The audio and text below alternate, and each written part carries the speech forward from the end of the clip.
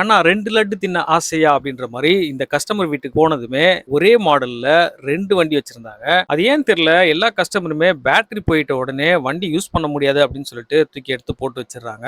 அந்த மாதிரி இந்த 2 வண்டியிலுமே பேட்டரி போயிருச்சு. ஸோ அதனால கஸ்டமர் யூஸ் பண்ணாம எடுத்து பரணையிலேயே போட்டு வச்சுட்டாங்க. இப்போ நம்மள கூப்பிட்டு இருந்தாங்க. அதனால போய் இங்க பார்த்ததுல ஒரு வண்டியில வந்து பேட்டரி மாத்தின உடனே வண்டி ஸ்டார்ட் ஆயிடுச்சு. அதனால ப்ராப்ளம் கிடையாது. ஆனா இன்னொரு வண்டியில நான் எதிர்பார்க்காத வயரிங் ப்ராப்ளமும் இருந்தது. அதனால இந்த வண்டியை உள்ள வயரிங் செக் பண்றதுக்கு ரொம்ப டைம் எடுத்துருச்சு. ஏன்னா பைக்கிங்ல பொறுத்த வரைக்கும் வயரிங் அப்படின்றது பாடியோட சென்டருக்குள்ள டிராவல் ஆகி தான் போகும். நம்ம அந்த ஒயர் எல்லாம் வெளியே எடுக்குது அப்படின்றது ரொம்ப கஷ்டமா இருக்கும். ஏன்னா ரொம்ப ஷார்ட்டான ஒயர்ஸ் தான் கொடுத்துருப்பாங்க. நம்ம ஒரு ஒயர் எடுக்கணும் அப்படின்னா கம்ப்ளீட் பாடியை பிரிச்சு ஃபுல்லா எல்லாத்தையுமே பார்க்க வேண்டியது இருக்கும். அதனால என்னோட ட்ரிக்கை யூஸ் பண்ணி கம்பியை உள்ள விட்டு ஒயரை முடிஞ்ச வரைக்கும் வெளியே கொண்டு வந்து கைக்கு எட்டின தொலைவிலே வச்சு அது எல்லாத்தையும் கனெக்ஷன் கரெக்டா கொடுத்துட்டேன். ஒயரிங்லாம் கரெக்டா கொடுத்துட்டு வண்டியை ஆன் பண்ணி பார்த்தா வண்டி ஆன் ஆச்சு. பட் நான் மூவ் ஆகல.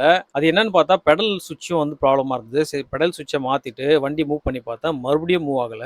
மறுபடியும் இன்னொரு ப்ராப்ளம் இருந்தது. என்னன்னா ரிவர்ஸ் போகுது, ஃபார்வர்ட் போக மாட்டேங்குது. சரின்னு சொல்லிட்டு ரிவர்ஸ் ஃபார்வர்டு சுவிட்சை மாத்திட்டு வண்டியோட ஆக்சிலேட்டர் பிரஸ் பண்ணி பார்த்தா வண்டி சூப்பரா ஓட ஆரம்பிச்சிச்சு. அதுக்கப்புறம் கஸ்டமர் கிட்ட காமிச்சேன். இந்த மாதிரி ரிவர்ஸ் ஃபார்வர்டு சுவிட்சும் பெடல் சுவிட்சும் மாற்ற வேண்டியது இருக்குங்க. அதை நான் மாத்திடுறேன் அப்படின்னு சொல்லிட்டு மாத்திட்டேன். இந்த மாதிரி தான் எங்க நான் சர்வீஸ் போனாலும் ஒரு சில வண்டிகளை வந்து சீக்கிரமாவே சர்வீஸ் முடிஞ்சிடும். அது ப்ராப்ளமே இருக்காது. ஆனா ஒரு சில வண்டிகளை பார்த்தீங்கன்னா ரொம்ப டைம் எடுத்துரும். சின்ன ப்ராப்ளம்னு நினைச்சு போகும். ஆனா பெரிய ப்ராப்ளமா இருக்கும். அந்த மாதிரி தான் இந்த 2 வண்டிகள்ல ஒரு வண்டி என்ன ரொம்ப ரொம்ப வேலை வாங்கிடுச்சு அப்படின்னு சொல்லலாம். ஃபைனலா வண்டியை ஃபுல்லா ரெடி பண்ணிட்டு 2 வண்டியும் செக் பண்ணி பார்த்தேன். சூப்பரா ஓடிச்சு. கஸ்டமர் கிட்ட கொடுத்துட்டு கஸ்டமர் கிட்ட 2 வண்டியோட சர்வீஸ் சார்ஜ் சொன்னதும் இல்ல எனக்கு ஒரு வண்டி தான் சர்வீஸ் சார்ஜ் நீங்க போடணும் அப்படின்னு சொல்லி ரிக்வெஸ்ட் பண்ணாங்க. அதனால ஒரு வண்டியோட சர்வீஸ் சார்ஜ் மட்டும் ஆஃபா கட் பண்ணிட்டு கஸ்டமர் கிட்ட சார்ஜஸ் சொல்லிட்டு அங்கிருந்து நான் கிளம்பிட்டேன். இதே போல இன்னொரு இன்ட்ரெஸ்டிங்கான வீடியோல சந்திக்கிறேன். உங்க எல்லாருக்கும் பாய் பாய்.